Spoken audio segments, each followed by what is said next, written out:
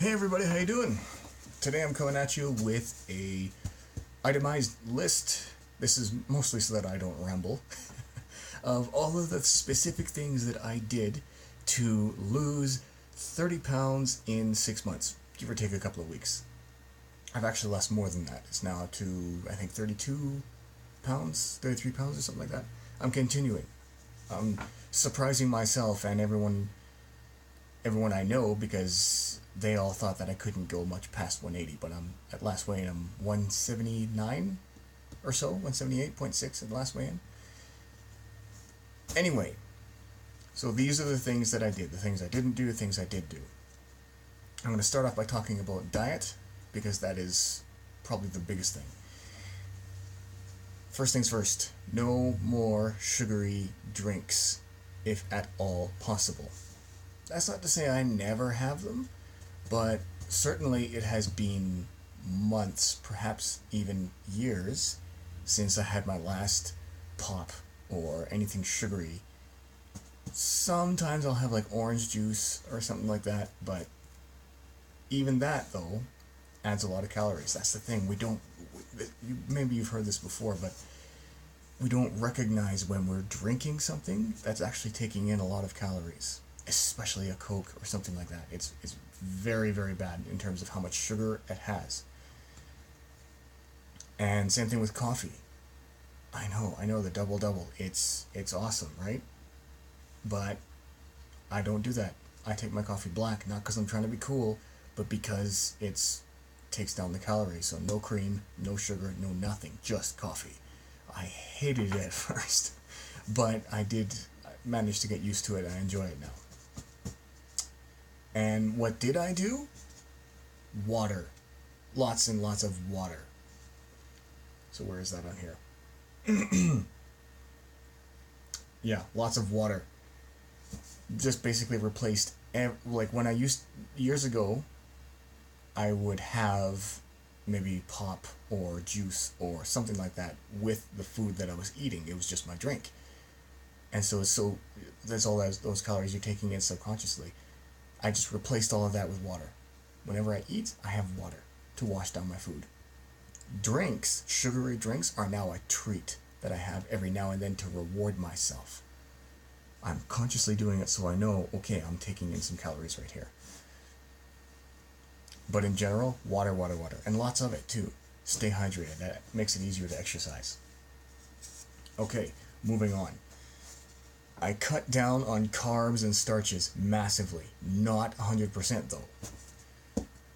So I still do have some carbs, some starches, but very, very little. As much as possible, I avoid bread.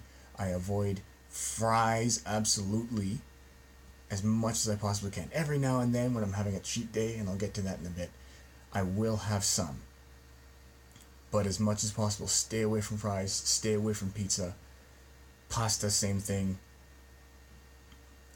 Right? If I do have any kind of bread or starch, then it is whole wheat.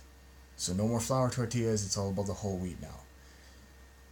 It's still better to cut that out completely, but having a little bit is okay. For me specifically. For other people, maybe they can have starches and carbs and it doesn't pose too much problem for them in losing weight. But for me, yes. And I think for a lot of people as well. Okay, moving on.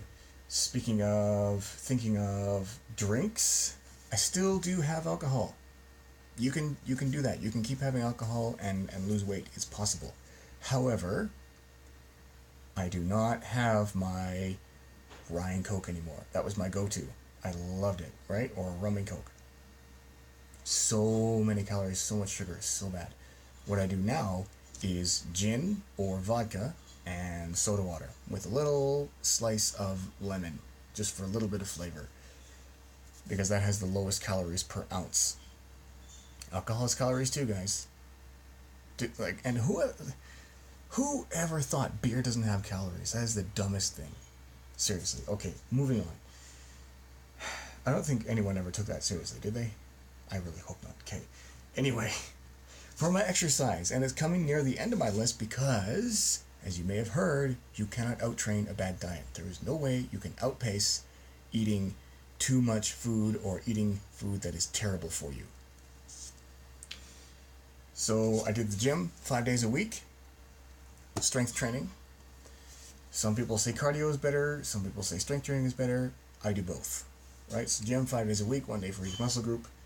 And then my martial arts practice 3 to 4 days a week, and sometimes that is very strenuous, sometimes it is not. So I don't really rely on that to count against the calories that I've taken in that day. But the thing is, I'm putting this last because, as I said, you can't outtrain a bad diet. I was doing the weight training and martial arts practice before for years, and I was gaining weight because I was eating terrible food and I was eating too much of it. So you need both. You need a good diet and you need enough exercise. Put them both together, that's the winning combination. I mean, this is not anything new. We've known this for years, decades, perhaps more than a century. But you just gotta stick to it. The diet, again, it's I don't want to say that it's more important, but it is extremely important. At least equally important as exercise. Okay. And last but not least, I did have a cheat day every now and then. Because, let's face it, dieting is hard. Always eating healthy food is hard. Especially since, being a kid, you're practically raised on junk food, chips and pizza and pop all the time, and it was totally fine. You didn't gain the kind of weight that you'd gain as an adult. You know, those habits are hard to break. If you came from a family where you ate very well, and you never had pizza, you never had fries, or maybe you had it every once in a while, then maybe you wouldn't need to do a cheat day. Maybe it'd be easy for you. Unfortunately, for most of us who live in the first world, where those sorts of things are readily available and cheap, you probably had a lot as a kid, and you got used to having it as a regular thing. But now you're an adult, now you're in your late 20s, maybe 30s, maybe later, and having that kind of stuff tends to have a bit of an impact on your body, more so than back when you were 15, 16, and you could eat like 3 pizzas and be totally fine the next day. So I do have a cheat day every now and then, especially for the holidays and stuff like that. I just make the conscious decision that, yeah, okay, today I'm not even going to bother keeping track of what I'm eating. I'm just going to go crazy and enjoy myself. And I think that this is something that is necessary for, at least for people like us who grew up eating lots of junk food, right? You can never truly let that go, I think. I don't know, maybe it's possible. Maybe, I'm sure there are people out there who have completely sworn off all junk food and stuff like that. I salute those people, really I do, but for me personally, I know that I'm gonna go nuts and lose control if I don't have a cheat day, and I try to only have one every week. Sometimes I'm really bad and I have more than one, but I pay for it the next day on the scale. That's the thing. When you have a cheat day, know that you're going to pay for it. And just ask yourself, how much progress do I want to destroy? It's up to you. Right? But I do, once a week or once every 2 weeks, I'll just let myself go because, you know what, I've been good for a while and I've been craving that bread chicken burger or pizza or something. Every once in a while I'll still have it. But for the most part, I stay away from it. Okay. That is it. If there are any other questions, go ahead, let me know. Maybe I'll answer in the comments or make another video if the answer needs to be that detailed.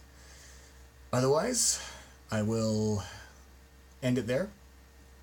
Good luck, and see you next time. Thanks for watching.